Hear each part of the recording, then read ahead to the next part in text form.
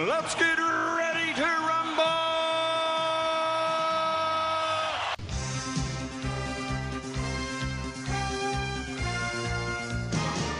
Hello and welcome to Netflix vs. Cinema, a podcast that is getting a bit confused as to film release days. What days do film get released now, middle pandemic, whatever it is we are now. Middle of 2021, whatever it is we have. My name is Tosin. I am the host of the show. I am based in the United Kingdom in a small town called Bromsgrove in the middle of the country. And joining me as always on the Isle of Wight, a small island off the south coast of England, are Sharon. Hello. And Shaun. Oh, yeah. How are we doing, guys? Yeah, I'm good. Yes, well, thank you. Yeah, cool. So, how about yourself? I'm doing well. I'm well. I'm going to try and move on a bit this week because last week when I got off the podcast, I got told off for taking a bit too long having fun with my friends. So Okay, we did have an upset baby at the end of it. Yes. Where's Daddy? yes, we had an upset baby, which led to an upset mother. But so I'm doing having to. So I'm like, okay, I think we might need to cut down the amount of time we talk by 2 minutes to 5 minutes of film. 5 minutes. Instead of 7 that's minutes cool. of film. That's cool. That suits me. Yep. But for those of you who may have just walked across us and stumbled across us for the first time, this is Netflix vs. Cinema, and what we do on this show is we go to the cinema. Now that we're allowed to again, it feels so good to say that. We go to the cinema and we watch usually three things a week, and we stay at home and watch a couple of things, or we watch 3 things a week. We rate them all out of 5, and at the end of the day, we take an average and we say, this is who won the day. This is where money was better spent. It was either in the cinema or it was on Netflix and Friends. And this week we have gone to the cinema, and I believe we have all seen what is the big release this week. This film has waited and waited and waited to be in the cinemas, like so many others. But this was I remember that this film was one of the big ones that was probably the week when this was declared a pandemic and they said cinemas had to shut. This film was supposed to open and then it couldn't, and that is A Quiet Place Part 2. So if I'm correct, we've all seen that. Yes. All right, cool. What else? And so I think Sharon and I both saw A Quiet Place Part 2. I think that was the only thing we saw in the cinema, because with my new life now, I'm allowed to see 1 film a week in the cinema. And Shaun, you picked up the slack. What else did you see? I saw a film called Nobody. Yes. I saw that on Wednesday night, which was released on Wednesday night, so I was lucky to catch that one. Yep. Yeah, because that's a film I've been looking forward to seeing, and I was talking about the release dates. When I went on Tuesday, it was nowhere to be seen. Then when you said you see Nobody, I was like, how did you see Nobody?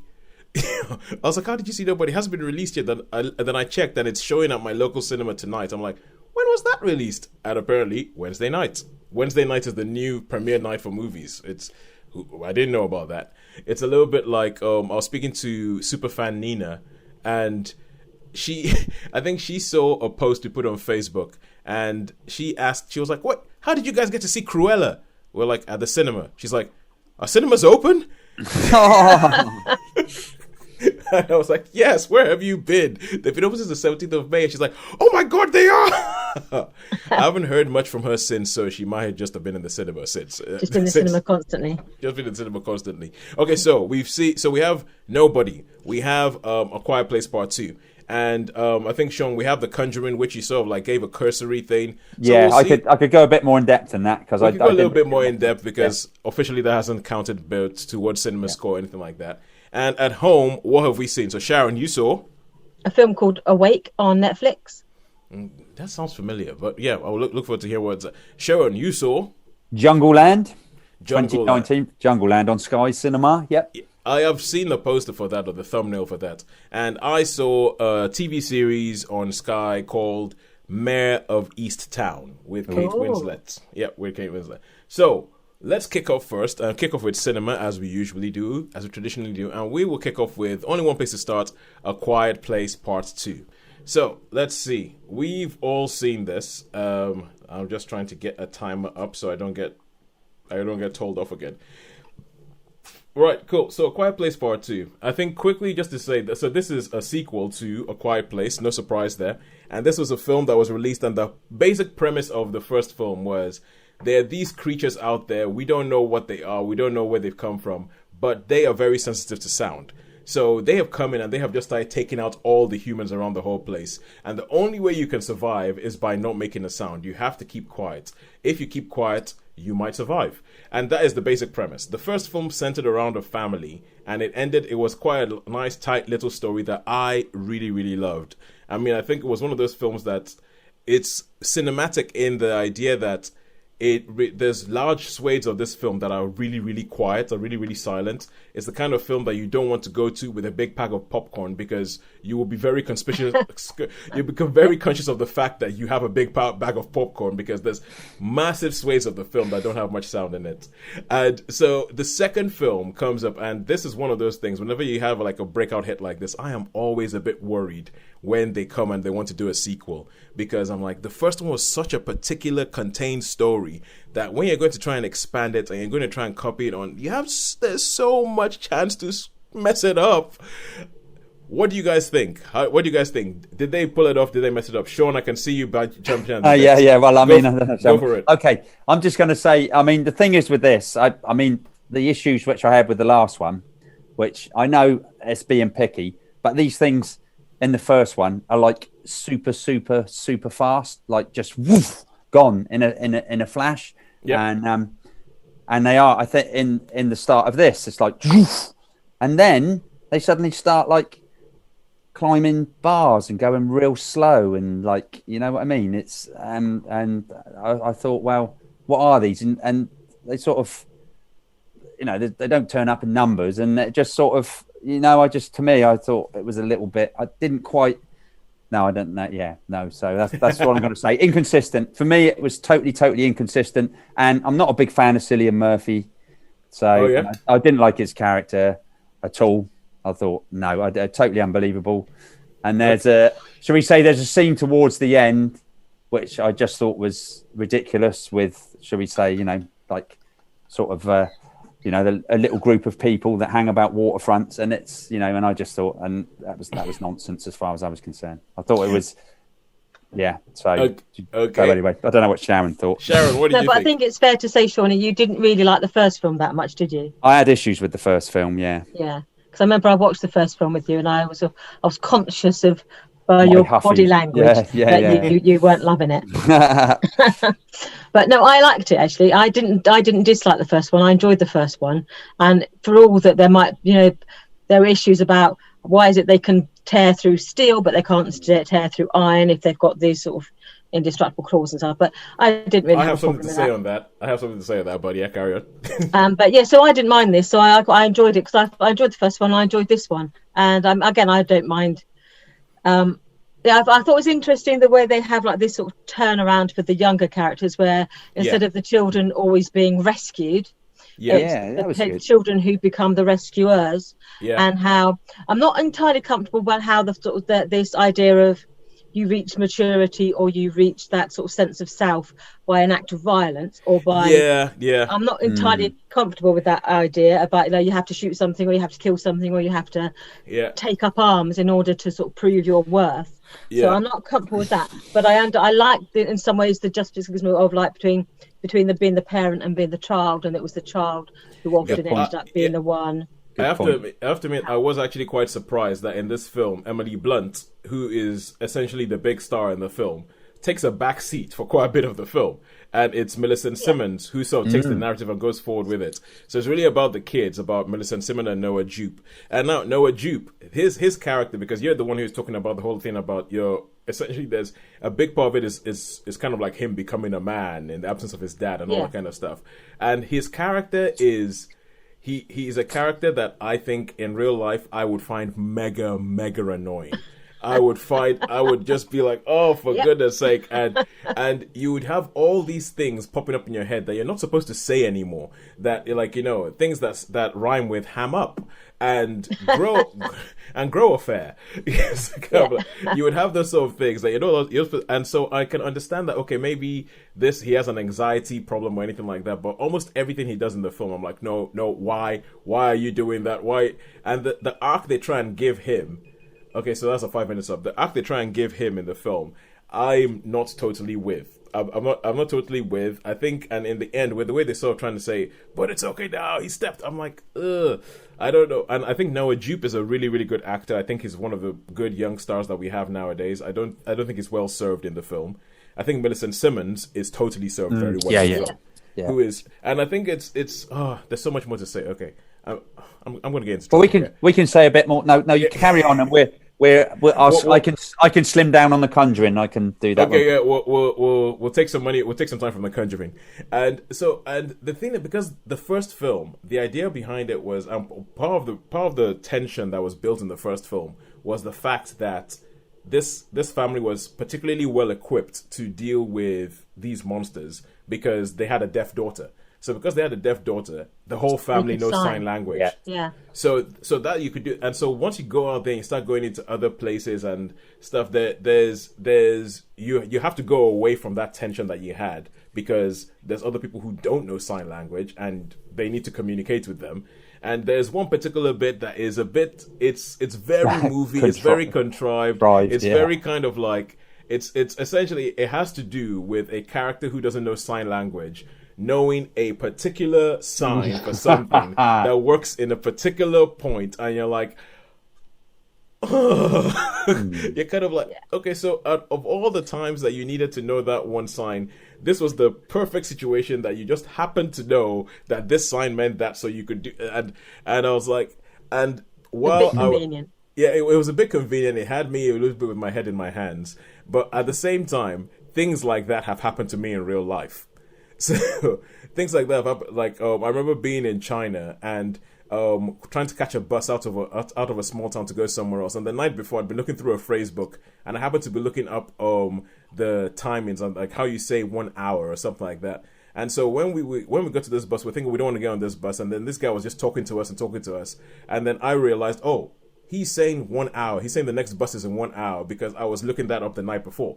So things like that have happened to me. So I can kind of let it slide. But in a film, it's just so convenient that you happen to know that at that point. Shaun, to go on with because I know a big thing that you and friend of the show Joe had with the first film, and the big bone of contention with it being inconsistent is that there's a bit where one of the monsters is on a car and the monster can't pierce its way through the roof of the car, but there's another bit where it's in a grain silo and it bursts its way out of the side of a grain silo. Now, I don't think that that's inconsistent. I think it's the difference between knocking a door down by throwing your weight behind it and punching a door down. You might not be able to punch a door down, but if you threw your weight behind it, you can knock the door down. So anyway, but I think apart from that, you know, a couple of things, like you got these massive claw marks across the thing, and it just took them too long to get into the car, Tosin, in the first one. It was like 5 minutes, you know, and then they got to get rescued, and it was going boom, boom, boom, boom. So no, I'm not going to accept that one. Sorry, I accept some of the stuff you say, but with that one, I actually think it's consistent, but we have to go back and we have to forensically wait for the extra that we put online. Where Shaun and I watch The Quiet Place, and we go through scene by scene. You see, that's why that's consistent. That's why that isn't. And the moving slowly, moving quickly thing. What they set up is that when the monsters hear a loud noise, they move quickly.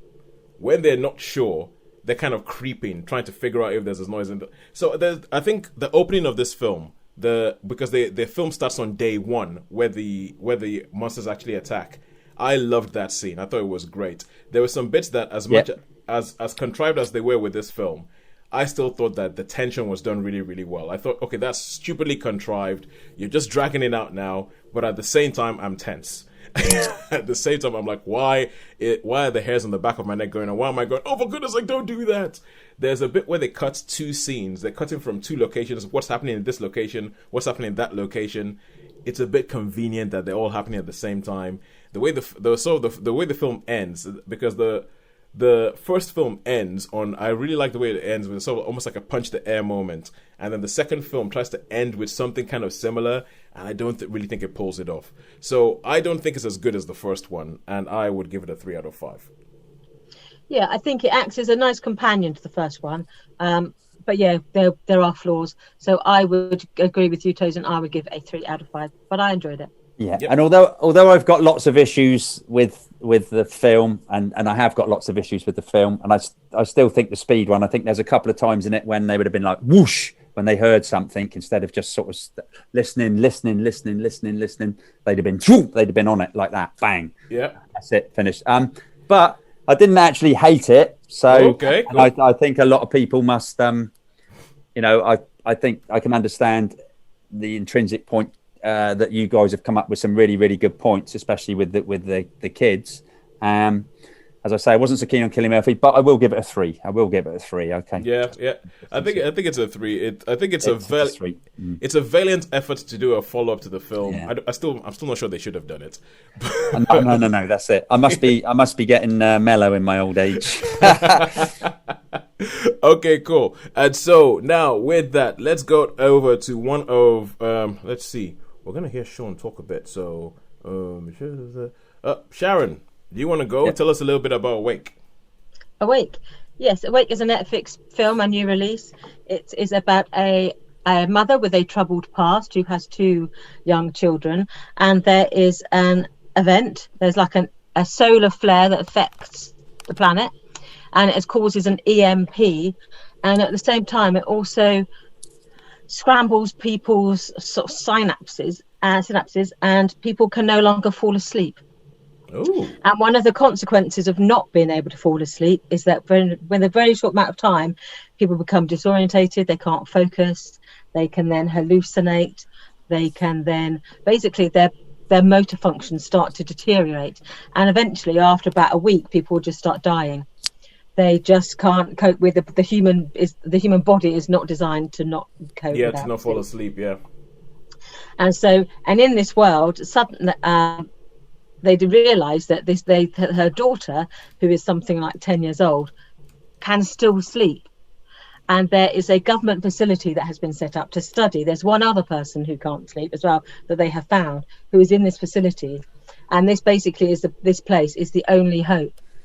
And so you see the story is basically this woman with her 2 children, how she tries to get them from one place to another with all the events that happen in between.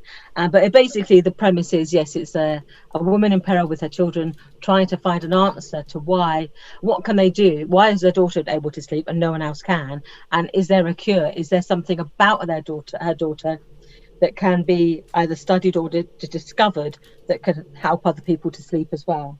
Yeah. And you have encounters with a church group. You have encounters with some sort of convicty type people where the local jail, because people aren't functioning anymore. They just, and the EMP meant that nothing electronic works. Yeah. So all the security at the local jail has just given up. So you've got all these sort of criminally type people. Yeah, a church. I was also going to say a church group in a post-apocalyptic Hollywood movie never goes well. No, it never ends well. Though actually in this one, the pastor was quite sympathetic. Though, as usual, most of the congregation seem to be sort of nutters. And then you throw in guns, and that's always a good combination. Apocalypse, religious people, and guns. Guns. Yeah. Oh yeah. Guns. Perfect. And then they also meet. There's a military facility. So again, it's like nutters, guns, post-apocalypse. What could possibly go wrong? It's quite a concise story. It's about an hour and a half long, and I read a book a number of years ago, a science fiction novel called Nod, which was based on the same principle as what happens if people can no longer fall asleep, and that developed in a slightly different way. So it was quite interesting to see a sort of a different take on that same premise. Yeah. Whereas it's quite a simple story, I think, quite a simple setup, and the actual answer in the end was quite straightforward. Not an awful lot to say about it, really. It's entertaining for what it was, nothing hugely surprising. I didn't suddenly go, wow, that's an amazing take on that story. I would give it a 3 and say, check it out if you want just a not terribly demanding watch. But if you like your science fiction, you like your sort of something slightly different, then it's an interesting one. But I'd say solid, entertaining, but nothing spectacular. But a solid 3. Does it have a well-known actress in it? Yes. Who's that? There's Jennifer Jason Leigh pops up as like a scientisty type person. Who plays the mother who's trying to get the kids across the place? I recognised her, but I don't know. She was like the Americans would say a Latino actress, but that's not a term we tend to use in this country. But I recognised her, but I don't know her name offhand. Oh, okay, cool. But let me have a look to see if I can find it. Yeah, it's probably Alice Braga. Quickly. But because I feel like it's one of those films I feel it sounds a little bit like what was that Sandra Bullock one? Something bird something. Oh, box. Bird box. Bird box. That was it. Bird. That was it. Yeah. Sounds That's a different. That's where they lose. The creatures fry with your brains, and you want to kill yourself if you see them. Your brain can't comprehend what you've seen. Oh. I've actually got the 2 books here, just next to me: Bird Box and Mallory. Oh, cool. Okay, so while you're looking that up, and just Gina Rodriguez. Sorry, Gina Rodriguez. Oh, Gina Rodriguez. Oh, yeah. From Fast and the Furious fame. Yeah, Shaun, that's why I didn't recognise her, because I don't watch Oh, right. Shaun, Okay. Fast and the Furious That's 9 coming. There's a new out. one. There's a new one. I know. Fast and Furious 9. Are you sharpening your knives yet? Sharpening your knives? I saw the posters, and I'm like, mind you, there's a couple of other people that have said to me, I am not going to bother with it. I'm surprised. There's a lot of people that say it's just getting sillier and sillier and sillier. It is getting sillier and sillier. I mean, Fast and Furious 9. I saw the trailer for that, and in the trailer alone, there's at least 3 moments where I go, "Oh, for goodness sake!" I came to that point at film number 2, so I've only actually seen the first Fast and the Furious film. So I reached that point 8 films ago. No, I mean, because it's just got dumber and dumber, and like there's bits where you go, "Okay, I know you have your own laws of physics, but come on." There's a bit in the trailer where they have a muscle car. A muscle car on a rope bridge. And you can see that one end of the rope bridge has been cut, Indiana Jones style. And the car is still driving on the bridge, trying to get to the other side of the bridge before the rope bridge falls down. And the car's in the middle of the bridge. I'm like, no! Do they not even know? Have they not even heard of Isaac Newton? No, they haven't. That's the thing, they haven't. The Fast and the Furious movies haven't heard about this, and I think that there's some people who are involved in them who someone needs to drop an apple on their head, obviously. There's people who are involved in this film who just totally take them, and they know that these films are taking them, and they're just running with it. But anyway, also one thing I wanted to say about Quiet Place Part 2. I mean, obviously, did anybody else get pandemic vibes from this film? Yeah, I did. Yeah. It's like, we're all indoors. You can't leave your house. You can't do anything. There's this thing that's outdoors that if you go, it's gonna kill you. And I was like going, never saw this in the first film, but it's go. And also, Love and Monsters.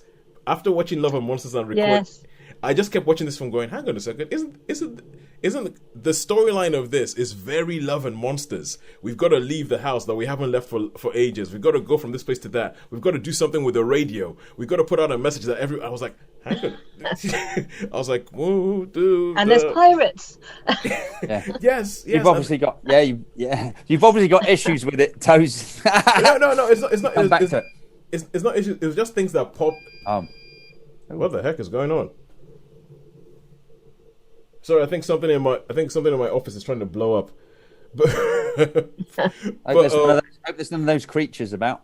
It might be one of those creatures. Yeah, that noise would mean that. But no, that depends, Shaun. It could be one of the older ones, one of the geriatric ones that moves very slowly. Slowly. Yeah. So they've been on Earth a bit longer. I reckon I got another 30 seconds.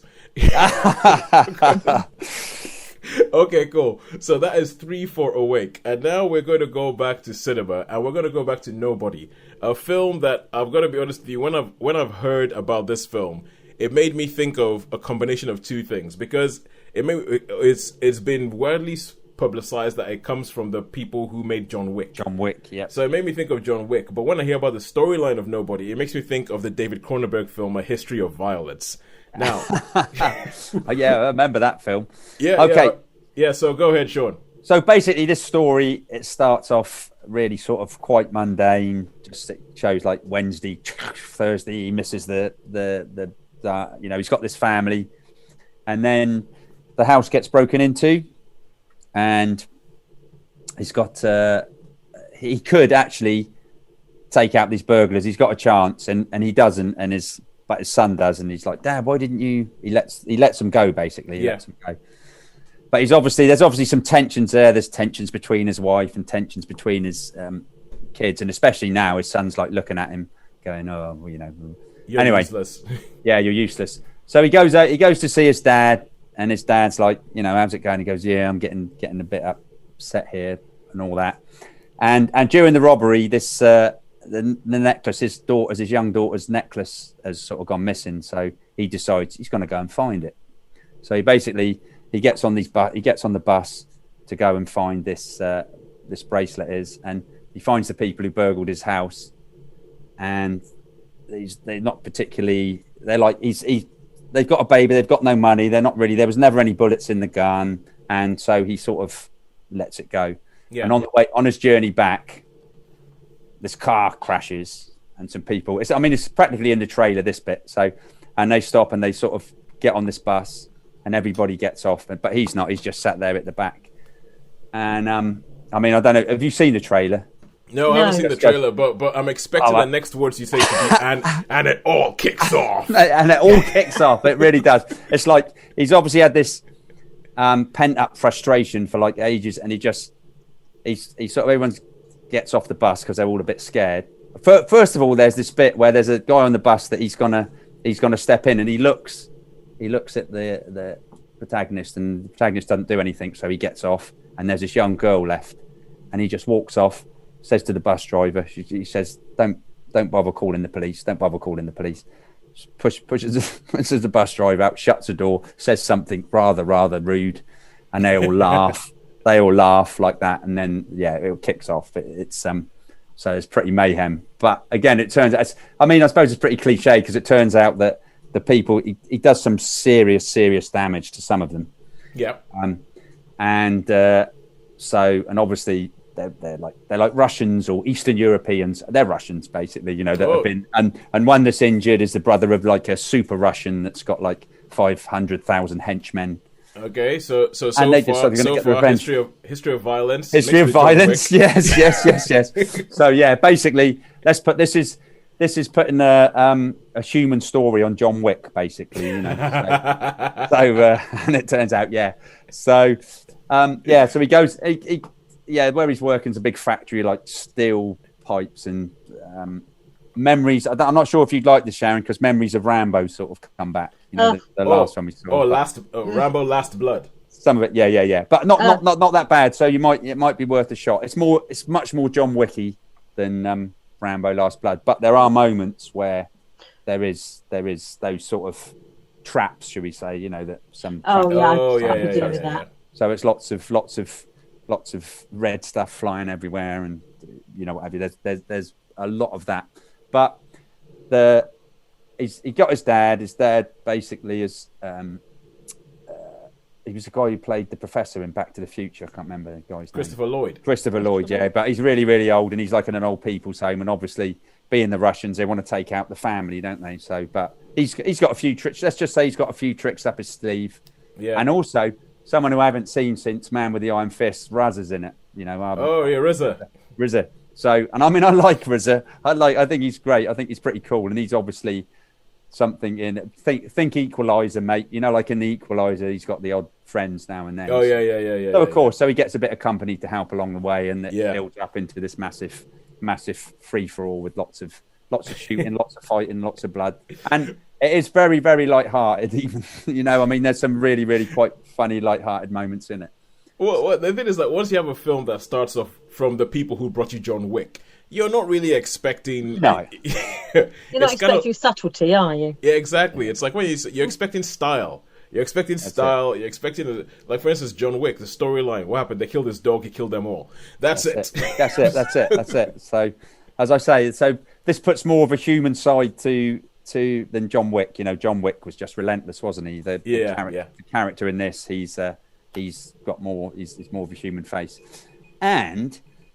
Yeah, it is. It was just really, really fun. So, I've really, really enjoyed this. And yeah, it might have been a bit silly, might have been a bit stupid, but I really, really enjoyed the movie. I don't think there was anything too dumb. that I haven't seen in anything else. You really, really enjoyed the story. And also, I saw it with Happy John, and Happy John rated it very, very highly. So, and if Happy John rates anything, Happy John likes it. We're happy. Happy John likes it because Happy John likes nothing. Yeah, just in case, you have not listened to the podcast before, you're not aware. The name Happy John is a little bit tongue in cheek. Yes, yeah. It's a little bit tongue in cheek. So if Happy John liked it, then okay, cool. Yeah. So how many stars did you give it? For enjoyability, I'm going to give this one a 4. This gets a nice 4-star from me because it's right up my street. Okay. I enjoyed it. That's good. Okay, I might give you guys a warning, a prior warning. Seeing as I'm only allowed to watch one film a week, this might be the film I watch next week anyway. Yeah, that's cool. Yeah. Nice. Yeah, no, go for it. That'd be good. Okay. So that was Nobody. 4 stars for Nobody. And now we're going to move on to back to Netflix and Friends. And this is a show that I watched called Mare of Easttown, starring Kate Winslet. And this is a show that quite frankly I had no interest in watching whatsoever, because I was like, I could see that it showed up on the Sky thing and it says Mare of Easttown, and it had Kate Winslet in it, and to me it looked like, you know, when they did True Detective or something, we get film star, we put film star in a central role in a TV show, which is it's a trick that I feel HBO have pulled a couple of times, and most of the time I'm not particularly interested. But this film, just kept getting more and more buzz, and I kept seeing articles pop up, and they were talking about, this Kate Winslet this and Kate Winslet that, and Kate Winslet talks about her husband and about how her husband looks after their kids, and there were all these opinion pieces about, why should that be a big deal? And there was a particular opinion piece that, and this seems to have gotten a lot of press, about the fact that Kate Winslet has a sex scene in it, and she spoke about the fact that there's a bit where you see a little bit of her, you see her stomach, and there's a bulge. And the director had offered to digitally remove the bulge for her, and she had declined. And this got everybody up in arms, because obviously this is a show of Hollywood being sexist once again, and chauvinist, and a patriarchal society thinking what women's bodies should look like. And I was like, what the? Okay, I'm a bit ashamed to say that that's what got me to watch this show, but I decided to watch this show to see what all the fuss was about. And this show, it sort of it shows all the things that I thought. Like okay, it's essentially going to be it's a murder story. It's like they live in this small town outside Pennsylvania, or it's outside Philadelphia in Pennsylvania. And it's a small knit community. You get to meet Kate Winslet's mayor, who is a detective in the police station, and you realize that this is a very small community. Everybody knows her. When there's a problem, instead of actually calling the police station, they just call her on her personal mobile, and they say, Mayor, I've got a prowl outside my house. Mayor, I've got this. Mayor, I've got that. And as it goes on, you find out more about her family. You find out the fact she has a daughter. She has a grandson with her, but it's never clear. She has a grandson, but it's never clear who the grandson's parents are. They just that comes clear after a while. It becomes clear after a while. She lives with her mother, or rather, her mother lives with her. And there's all these different characters that you get introduced to. There is an ongoing case at the beginning of the show where somebody that she used to be friends with, her daughter went missing, has been missing for a year. And everybody sort of blames Mare that, why haven't you found her? You're not doing anything as the police. So there's that going on in the background. Then a young girl gets killed. And the next 7 episodes, or the 7 episodes, are about trying to figure out that there's all these different strands. There's strands all over the show. And there's a TV show called Vera. You guys know Vera, right? Yes. With I think it's Brenda Blethyn. That's it. Yeah, and this just gives me the feeling of it's like a season of Vera.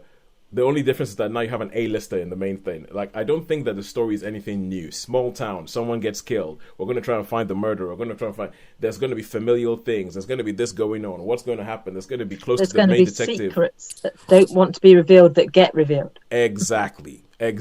All of those things in the playbook. And also the fact that you have... And even they even do this whole thing where, and they keep trying to fake you out, like, this is going to happen, and there it is, we found the killer. But you're like, hang on a second, we've got 2 episodes left, so no. It's like the killing in that regard, isn't it? You guessed the killer every week, and then it was like, fooled you again, and it's not. And they kept stringing you along. I think this has a lot from The Killing. I actually went along to look on it because I would not be surprised if this was a remake of a Scandi noir, because it very much has that feeling. And the Mare character has a very much sort of like, what's her name, Esther Lund in The Killing. Yes. Yeah, it has very much that feeling. So all in all, I mean, that storyline and everything like that, I think it's well done. I think it's well acted, obviously with A-listers. But I won't tell you who it is, but they almost kind of like, they use the casting, I think, almost as a red herring, because there's some big name actors who they put in the show who do nothing. They have like they make absolutely no difference to the storyline whatsoever. And I'm thinking, why the heck did you pay? Okay, I'm guessing that if you put him in there, probably everybody would think, oh well, that's the killer. But it's good. But it's, and so there's some things in there where I feel as if they're trying to play with your expectations of what this kind of show should be. I think it's all right. I don't think it's anything other than what you'd see on ITV on a Saturday night. I don't think it's that much more. It's kind of like Unforgotten. I think I would rather watch a season of Unforgotten than watch this. I would give it a 3 out of 5. And the final thing I will say on this is the whole controversy that got me to watch this show in the first place. I watched the entire season. The show ended, and I was like, "What the? When was it?" And I was like, "Wait, what? That was it?"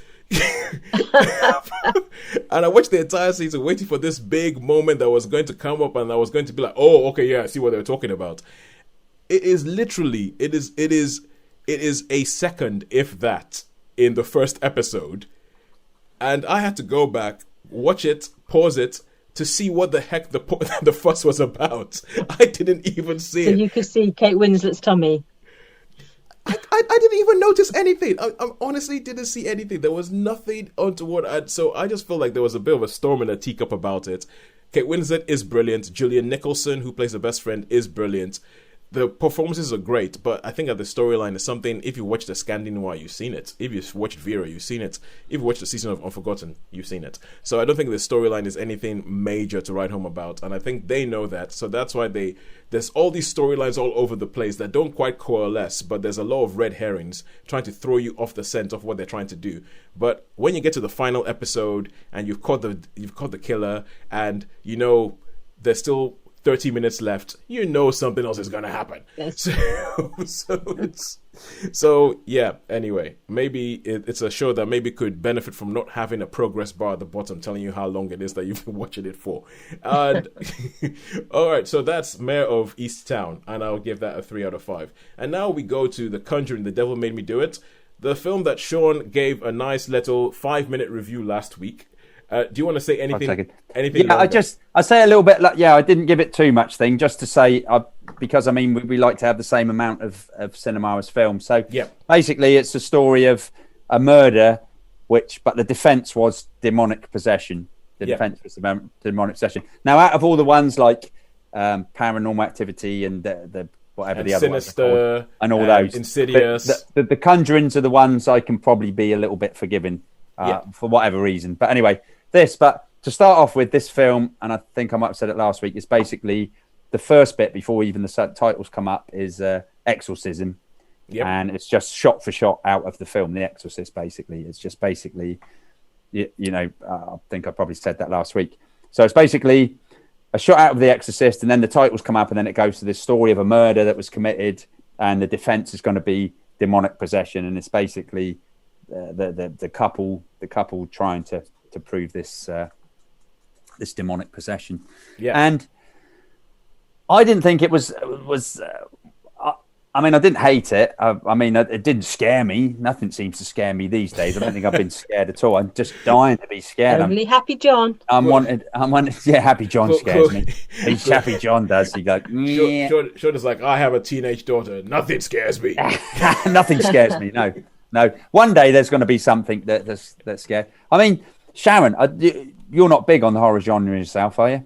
I don't mind schlock horror. So I like my zombies, and I like my. Yeah. I'm not keen on anything that's realistic or psychological. So I don't mind your schlock horror. So your blood vampires, zombies, and that sort of horror I'm fine with. But I'm not into your creeping up behind you wearing death masks and stabbing people 100 times. Not really. Oh yeah, I know what you mean. Those 80 slasher pics. I think this is a bit more. This is a little bit more thoughtful. This is in this movie. They go through a process of trying to find, to trying to prove things.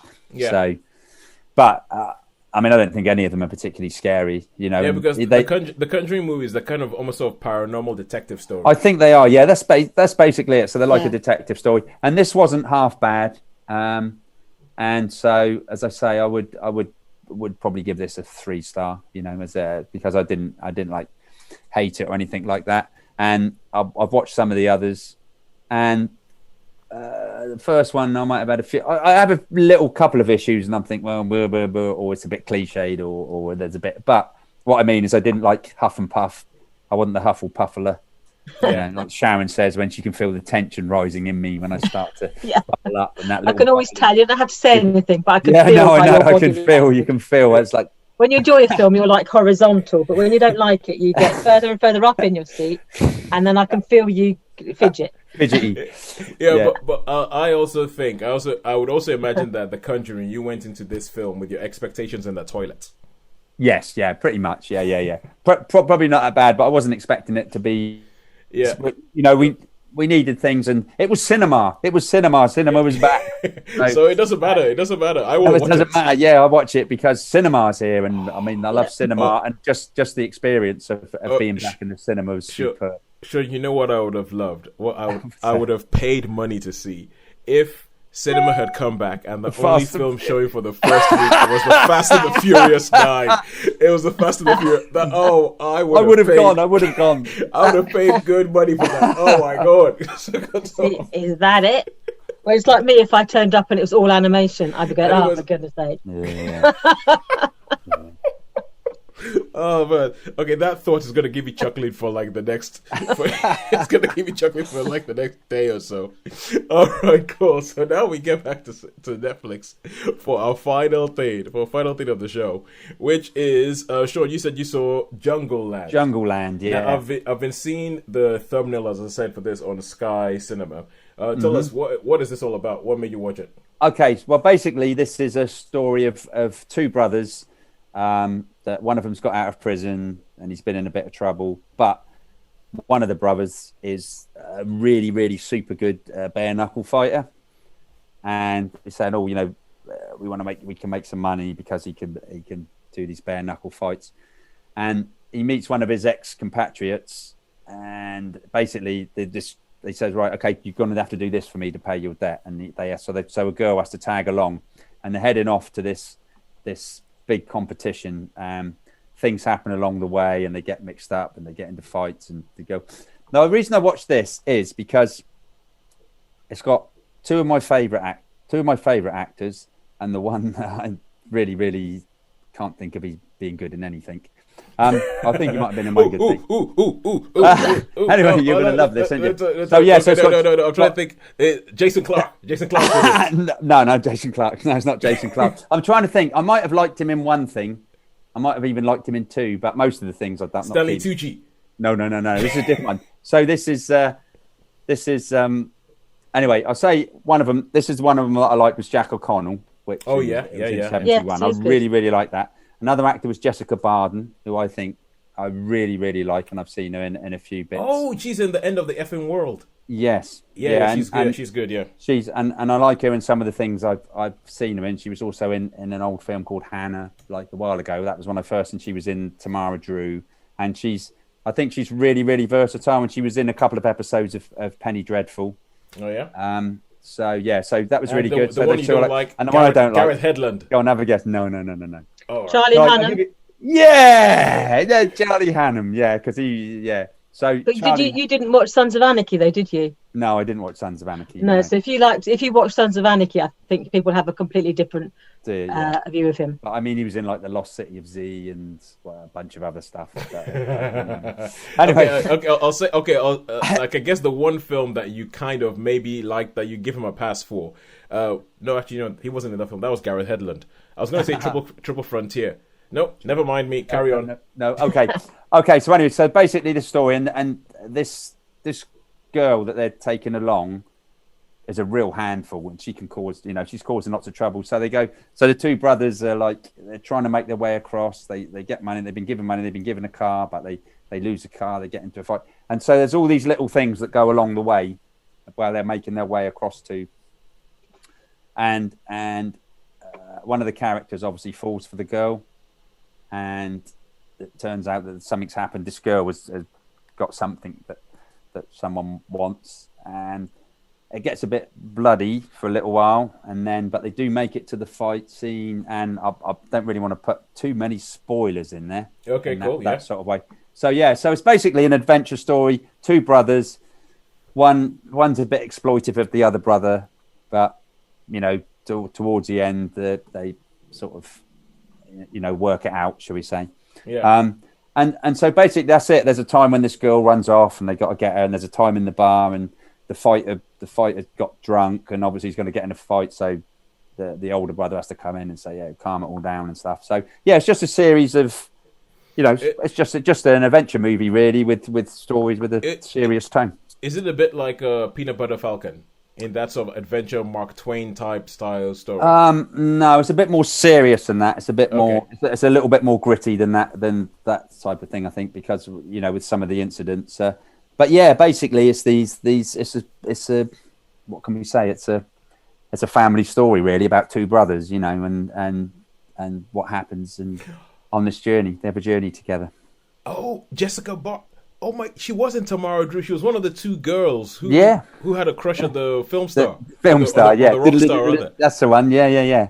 Oh my! Yeah. Oh God! Yeah, it was her. Sorry, I'm just realizing that now because I saw Tamara Drew for the first time a while back, and I didn't connect the dots. But I agree with you. I think Jessica Barden is really good. She's versatile. She can play a lot. I've seen her in quite a few different roles, and I think she was in that one called Hannah with Sororsi, I can never say her name. Saoirse Ronan, where she's like the secret eight, always trained, and she's one. You see now I have to go back and watch that film now because I don't remember this at all.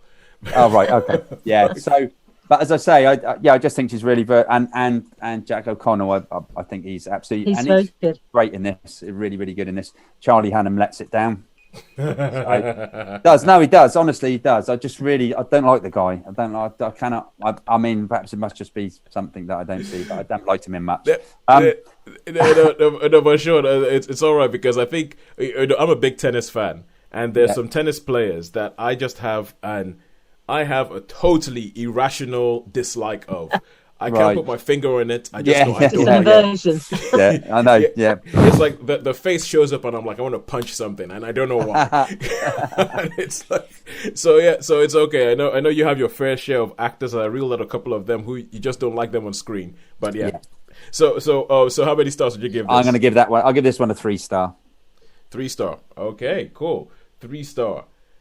So we have a 3-star film. So now we have the final verdict.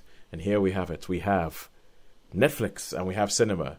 Who do we think has won this week? So, Shaun. Well, for me, I think it's been 3 across the board, except for Nobody, which was a 4. So cinema squeaked it. Yeah, like I said, there's only 1 4. I was trying to think what the 4 was for.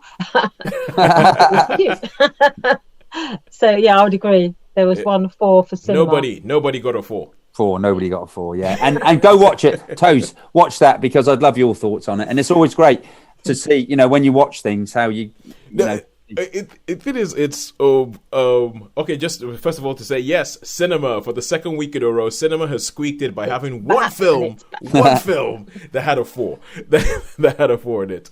So the truth is, Nobody is the kind of film that I feel like they. I'm about to sort of like repeat ourselves. Say I feel like they don't make them that much anymore, but they don't make them like that anymore. They don't make them like they used to. But especially with the last year we've had, I think Nobody is a film that's not supposed to be taken seriously. It's just supposed to go in there and you're supposed to sit down and have a blast with it. And I feel like that nowadays there's too much of oh no, we've got to make it serious. We've got to make it broody. We've got to make it this. We've got to make it that. And I'm not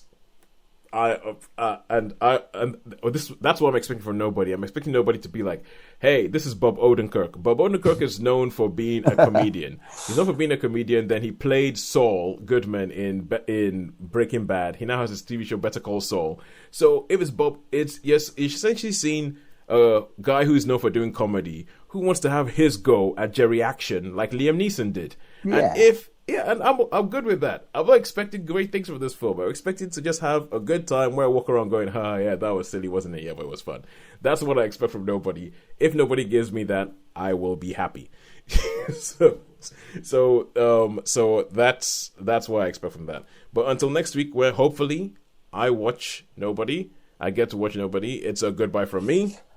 It's a goodbye from me. And it's a goodbye from me. Thank you very much for joining us on Netflix for the cinema. Cool. Sharon, do you...